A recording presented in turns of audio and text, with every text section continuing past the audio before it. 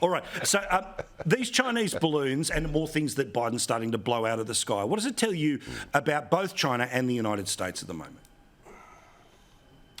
Well, what it tells me about China is that their levels of surveillance are way beyond anything any of us have understood. I mean, you know, we've had the debate about Huawei getting into 5G networks, and finally the Brits have said we won't do it.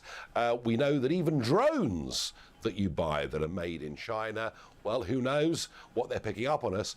But the balloons, I have to say, I've been very surprised by this. You know, the last 3 that have been shot down, I mean, goodness knows what they are. The Chinese fight back is to accuse the Americans of doing it. But hey, the Americans have got the most up-to-date satellites in the world. Why would they need spy balloons?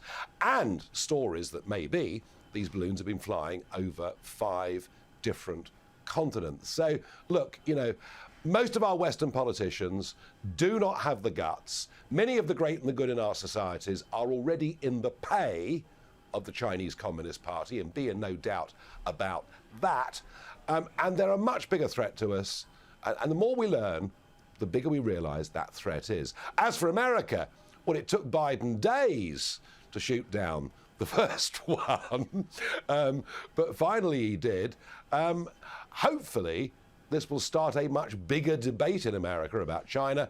And remember, the man that woke us up to all of this was Donald Trump. It was Trump, going way back to 2016, who started talking about the threat from China in a way that I don't think, Paul, any of us had fully understood before. Or, as he put it, China. No, China. I always used to love the way he used to do it, and still does, no doubt. I hope it's part of the act in 24.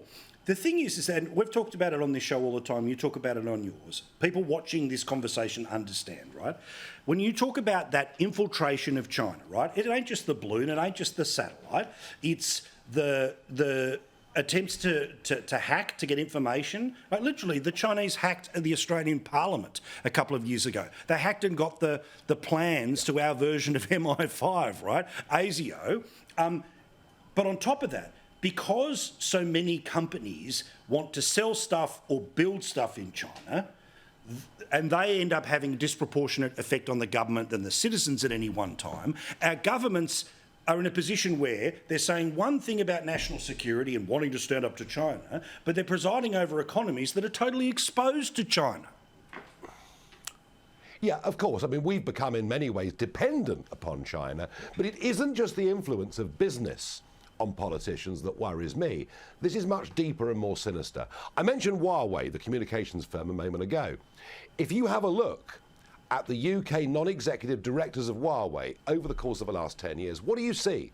You see retired senior politicians, retired senior civil servants, and retired bosses of giant business conglomerates. And this goes right to the top of British society. And if it's happening here, you can bet your life it's happening in Australia, in America, and everywhere else. You know, money is a very, very effective tool to get people to dampen their criticism. So this is very sinister, it's very deep, and what we need to understand is that the Chinese are playing a 100-year game towards world domination. Wake up and smell the coffee, everybody. 100%.